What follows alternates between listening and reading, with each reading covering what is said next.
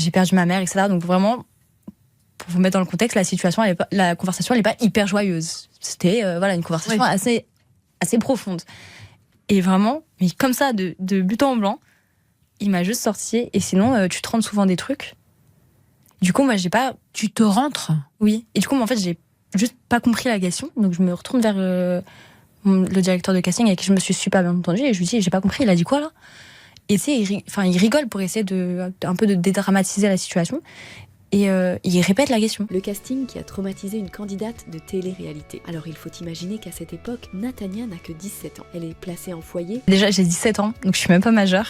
Je suis en foyer encore à ce moment-là. Puis elle essaye de se faire une place dans le monde du mannequinat. Et bim, ça marche. On lui propose une émission de télé-réalité. Et du coup, il me fait rencontrer donc, les deux producteurs de l'époque des émissions des Anges. Elle se dit, vas-y, pourquoi pas. Mais ce à quoi elle ne s'attend pas, c'est à passer un casting ultra gênant. 2 hommes, avec une fille mineure, pour un programme de télé, qui lui font faire un casting en maillot de bain. Où des producteurs lui balancent donc des remarques bien crades en la matant de haut en bas. C'est la première expérience de Natania Sion qu'on a connue dans Les Anges 11 sur Énergie 12. Elle a raconté ça sous le choc au micro de RTL. Elle voulait se lancer dans un monde qui fait rêver, alors elle a tenté sa chance. À cet âge-là, elle était plutôt naïve. Mais à l'époque...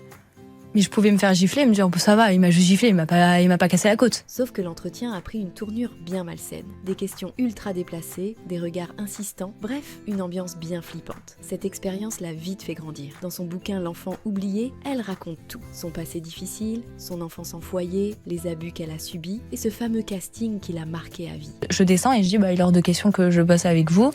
Le directeur de casting me rappelle et me dit, ils t'ont adoré. Elle explique qu'à l'époque, elle était tellement paumée qu'elle aurait pu accepter n'importe quoi. Heureusement, avec le recul et une thérapie, elle réalise aujourd'hui que ce qu'elle a vécu n'était pas normal. Une chose est sûre, son témoignage relance encore une fois le débat sur les coulisses pas toujours nettes de la télé-réalité.